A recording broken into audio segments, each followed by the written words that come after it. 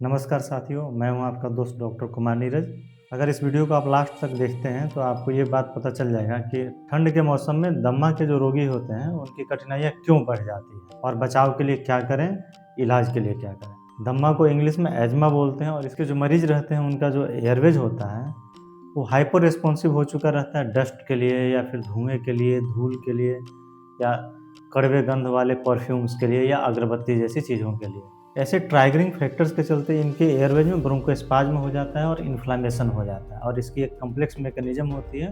ठंडी में इस मैकेनिज्म में और क्या चेंजेज आते हैं जिसकी वजह से कठिनाइयाँ बढ़ जाती है। सर्दियों के मौसम की ये जो ठंड हवा रहती है उसमें मॉइस्चर कंटेंट बहुत लो रहता है। एयरवेज को ऐसे एयर से एक्सपोजर होता है तो एयरवेज इरिटेटेड हो जाते हैं और उस इरिटेशन की वजह से फिर फर्दर ब्रोंकोस्पाज्म होता है और जो वेगस नर्व रहता है गोबलेट सेल को स्टिमुलेट करता है to produce more and more mucus. Airways को ब्लॉक करता है। स्मॉल वाले को तो एक कंप्लीट ब्लॉक कर देता है और लार्जर वाले को क्या करता है कि थोड़ा उसके स्पेस को कम कर देता है। और जो एजमा के पेशेंट रहते हैं रिकरेंट इन्फ्लामेशन के चलते उनका जो नर्व एंडिंग्स होते हैं वो एक्सपोज रहते हैं। उस इरिटेशन के चलते वेगस नर्व फर्दर ब्रोंकोस्पाज्म कराता है और म्यूकस के सिक्रीशन को बढ़ा देता है। दमा के पेशेंट जब खांसी की सिरप पीते हैं, कफ सिरप, वेरी ऑफन आप उसमें देखेंगे कि क्लोरफेनामाइड मेलेट करके एक मॉलिक्यूल होता है जो बेसिकली एंटी हिस्टामिन है।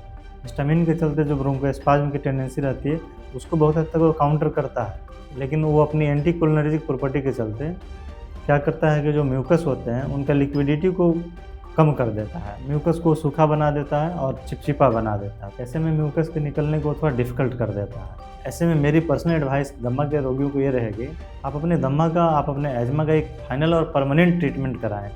आप मेडिकेशंस और दवाओं पे चल रहे हैं या फिर इनहेलर्स पे चल रहे हैं और आपके जीवन में जब जब सर्दी की मौसम आएगी, विंटर सीजन आएंगे, तो आपकी समस्या बढ़ जाएगी।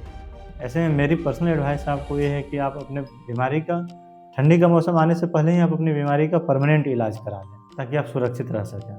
और आपको कोई और जानकारी चाहिए इससे रिलेटेड तो आप कमेंट में लिख सकते हैं। मैं यथासंभव प्रयास करूँगा कि आपको इसके बारे में जितनी जानकारी हो सके मैं आपको दूँ, इसका मैं प्रयास करूँगा। Thank you.